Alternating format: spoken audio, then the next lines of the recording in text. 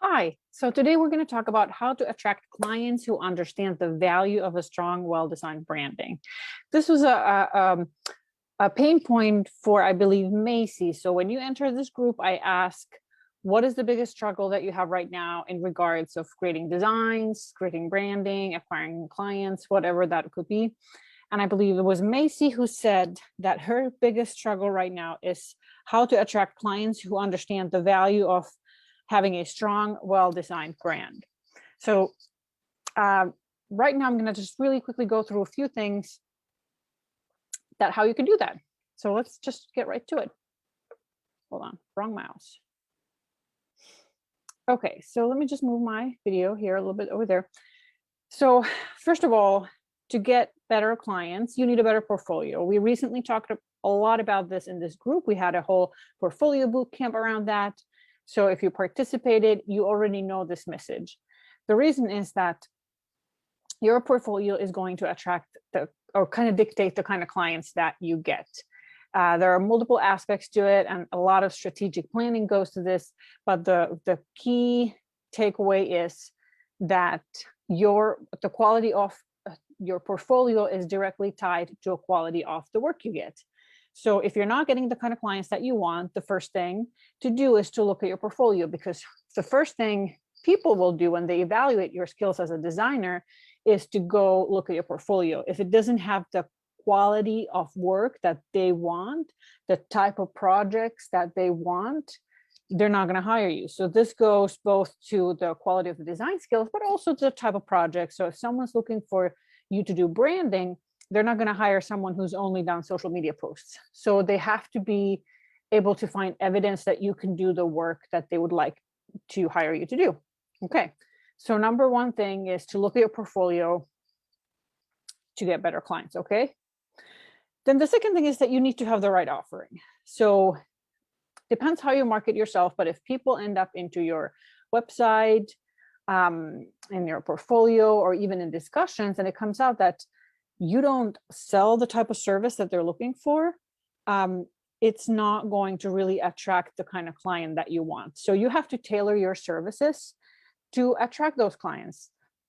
Excuse me. So typically clients who understand the value of having a strong and well-designed brand understand something about the branding process already. So you need to be able to talk about how strong and well-designed brands are built, either through your website, either through your networking efforts with prospective clients when you're negotiating with them.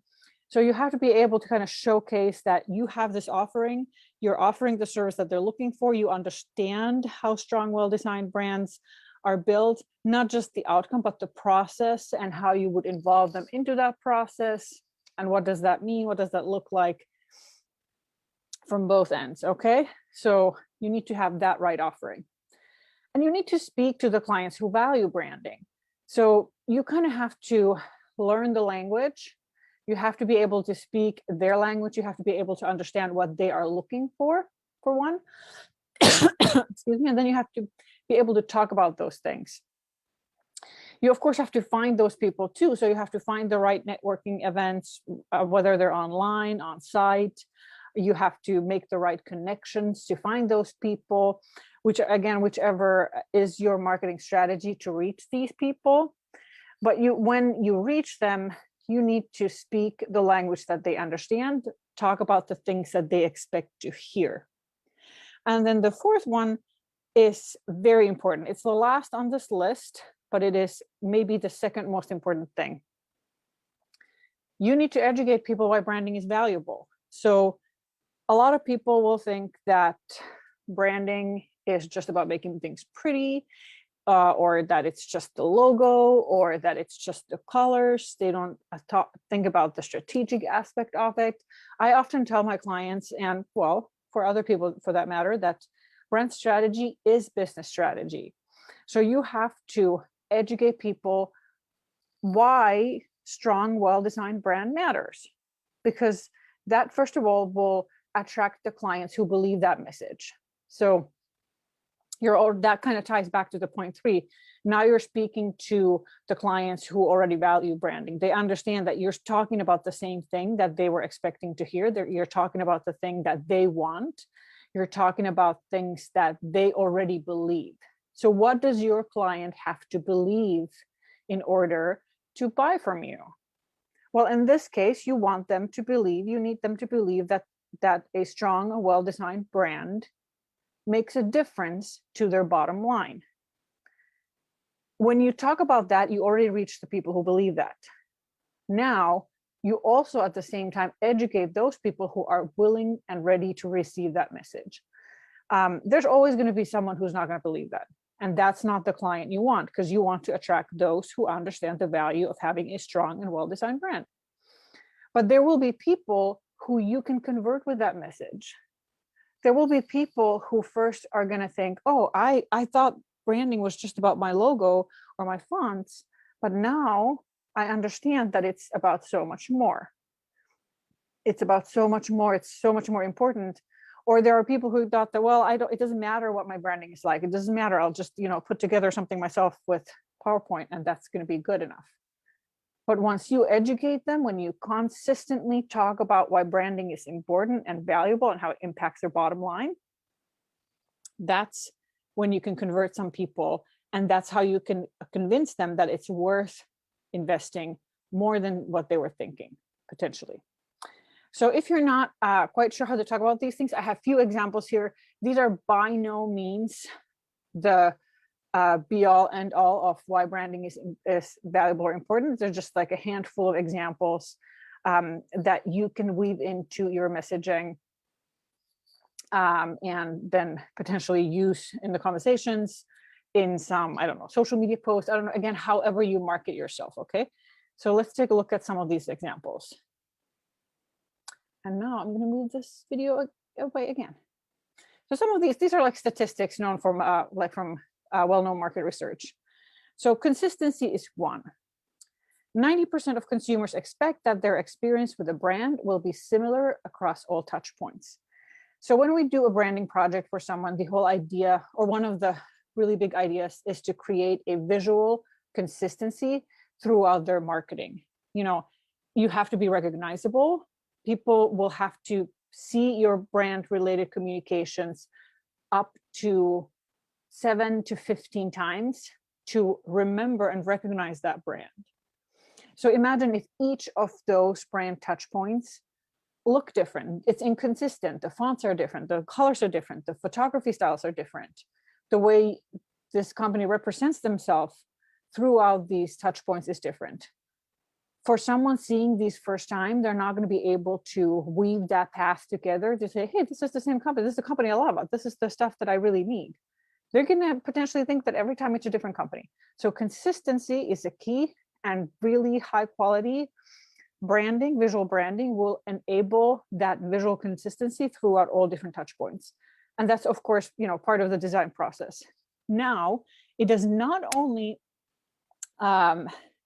matter for visual things, also messaging. You have to constantly be creating the same, not necessarily exactly the same message, but consistent messaging throughout these different brand touch points.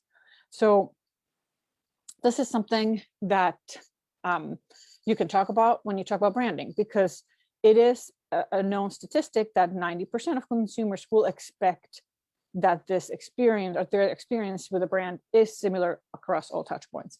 And they will be put off if there is inconsistencies. It will look unprofessional, it will look unpolished, it will be sort of unexpected turnoff, okay? Another thing is committing to the brand or branding. So this is something I often also tell, not just to my clients, but to even to my students and people who have difficulties of committing to their own brand.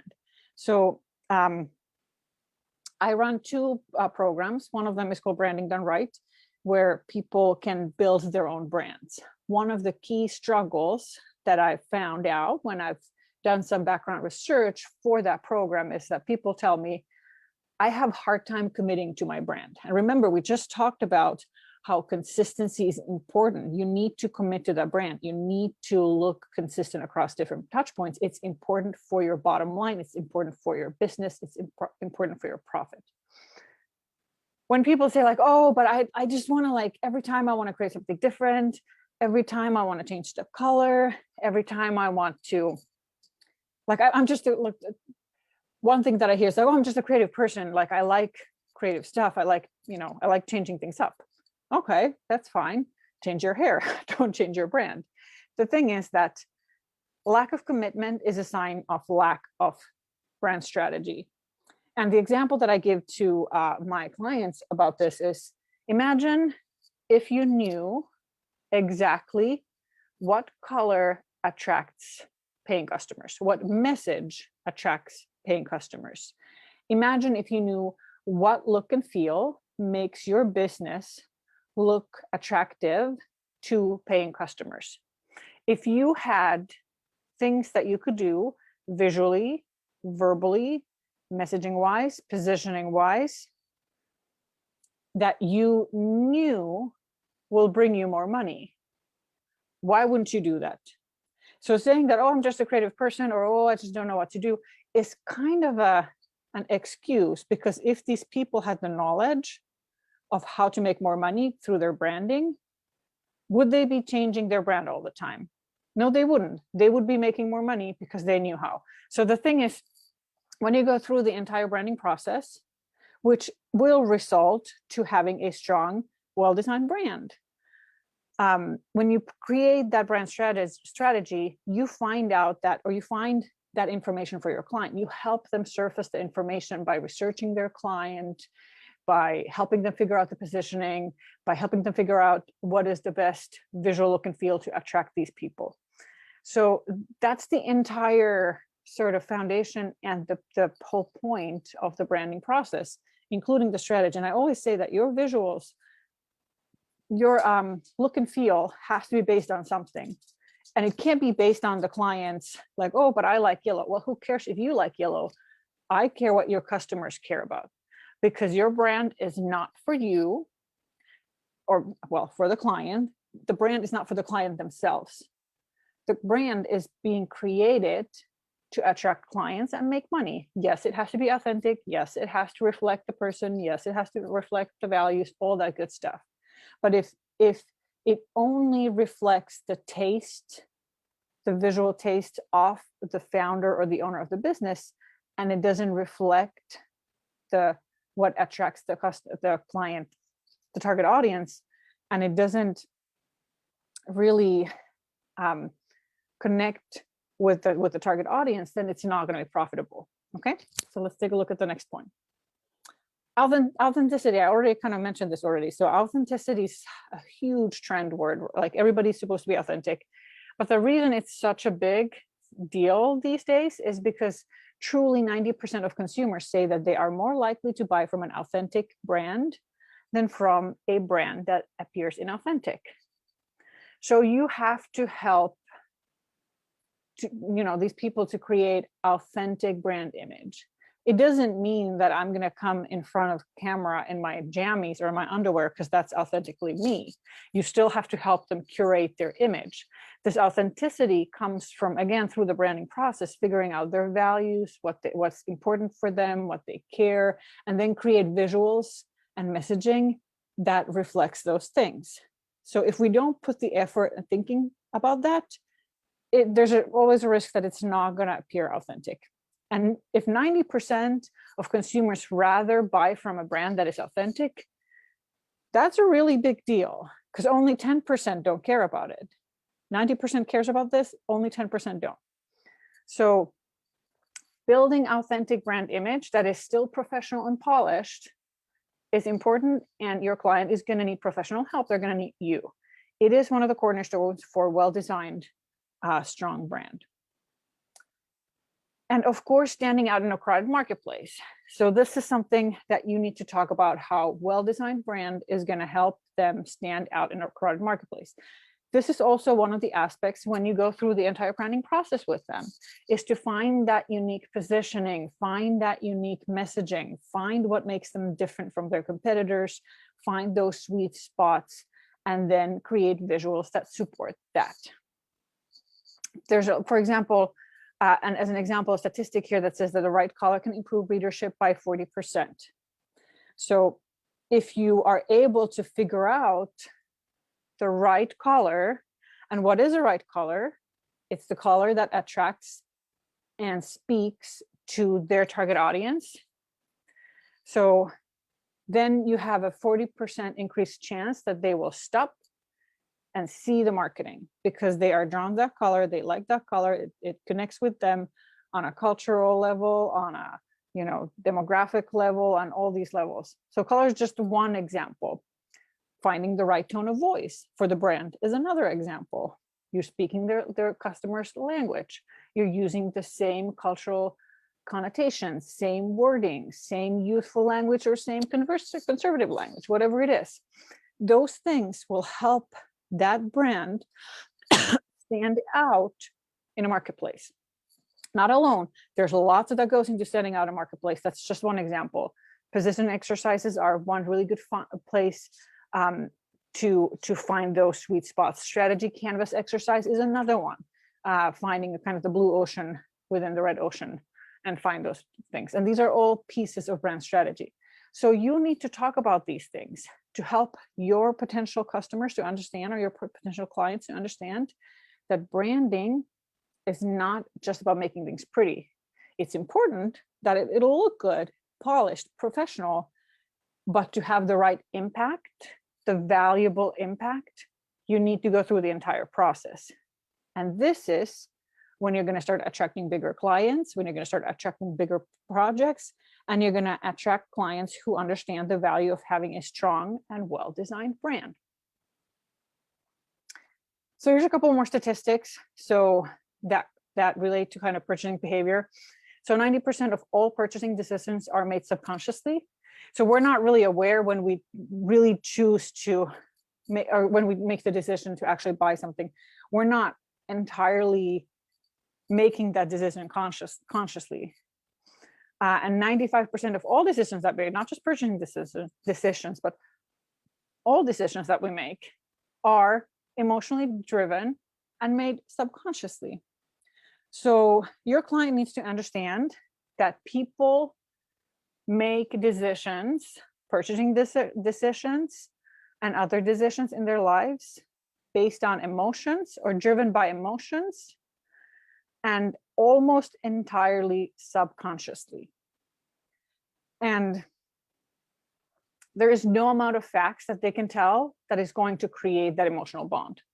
Brands can have a very powerful impact or kind of nudge that bond to happen, to help form that bond, because we use images, we use colors, we use different visuals, we use particular type of language, we find out the right messaging, and so on. And all those things are the things that help create emotional bonds.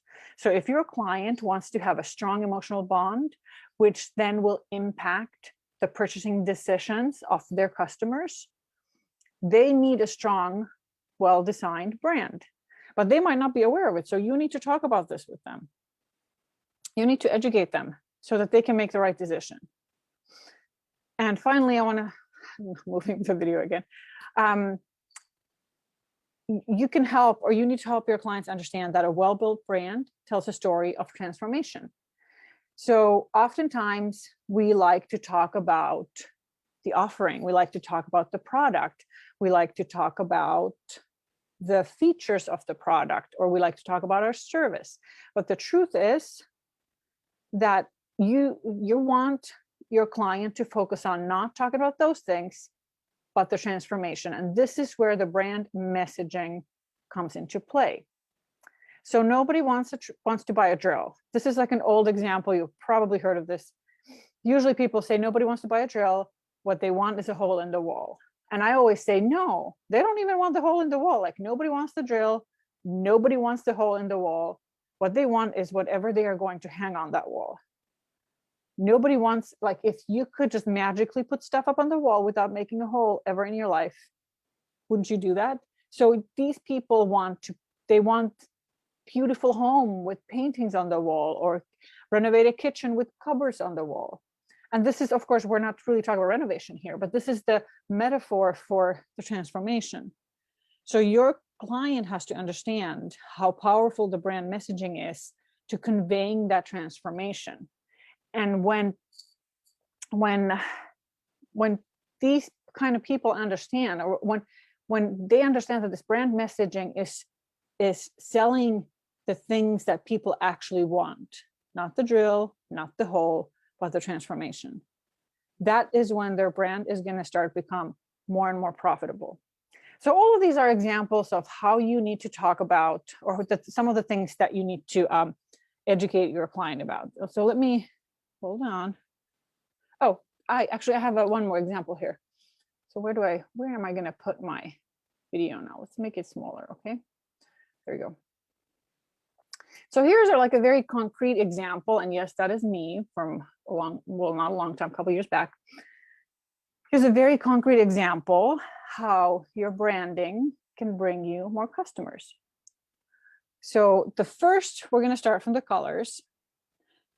This is a workshop that I did a long time ago, and I ran some Facebook ads for it. And the main colors for that particular campaign wrapper was yellow and pink.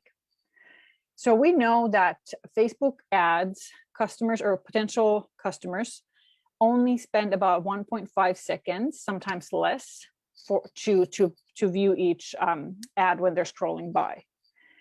In 1.5 seconds, you're not going to be able to really convey that much. But the first thing to do, if the first thing they will see are the colors. The colors are going to make them stop. And the colors, of course, come through your branding. So here, the first thing is the colors are going to make it stop. The second thing is other visuals, any other visuals that are in that image. So remember, colors, visuals, and then they're going to read any larger titles and then smaller titles. And of course, that's not going to happen in 1.5 seconds, but using the right colors, using the right imagery, using the right text is going to buy you more time. So once they've stopped, they use 1.5 seconds to see, is this for me? If your branding is misguided, they're going to conclude this is not for me, and they're not going to give you another 1.5 seconds. After 1 second or so, they're going to scroll on. If you've used the right visuals, right messaging, they are going to, or the right copy, they are going to click and they are going to move forward. And potentially when they get to the end place, which here will be this place where you could sign up for the workshop, they're going to read more. They're going to read more of this, and they're going to decide whether this offering, whether this messaging, whether this transformation is for me. So from color, through copy, through messaging, through the entire branding, these are the little things that we don't often think about. These are the little things your client doesn't necessarily think about, but these are the things that you need to educate them about to help them understand how important the right color is, how important the right image is, how important the right copy is, and how important the right message and brand is for the conversion. So now I'm going to go all the way back to the beginning, because here. So remember, when you're attracting, or when you're trying to attract the clients who understand the value of having a strong and well-designed brand, first of all, pay attention to your portfolio, because the kind of portfolio that you have is the kind of clients you have. So the quality of your portfolio is directly tied to the quality of the work you get. That's number one. You need to have the right offering. That's number two. So you need to be able to offer the kind of services or products that these people are looking for. You need to be speaking to the clients who value branding. So it comes through your own messaging. It comes through networking with the right people.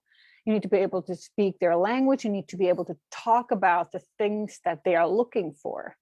And then you need to educate why branding is valuable. So you need to start helping your potential clients to understand why they would want a strong, well-designed branding. And it goes through all those, like some of these examples. It's much more bigger topic, but these were just some of these examples. We talked about brand strategies, business strategy, how you need to be able to do all that research to be able to build that powerful brand, and that your visuals have to be based on something. Who is this brand for? What is the right positioning? All that stuff. So as a designer, it will help you. It doesn't just help your client, it will also help you to create those guidelines that help you build that brand that actually attracts more business for your client. And when you get to do that, when you create brands that are well designed, that are strong, that are powerful, that help your client make more money, you will get testimonials. You will get grapevine going on. People are going to talk about you. The best clients I've had come through referrals from either old clients or old colleagues or something like that. Someone who's already worked with me. So you want nothing more than those great testimonials, but first you have to build that well-designed brand, that strong brand, that powerful brand that helps to make more money for your client. Okay, so if you have any questions, drop them here at the end of the or at the comments of this video. I would be more than happy to come see if I can answer. Okay. Let's keep learning about branding and design, keep asking questions, keep improving your portfolio. We will get back to the cadence of trying to create weekly or potentially bi-weekly trainings in this group to make sure that you're all going towards the right goal. Okay. Have a great rest of the week and talk to you later.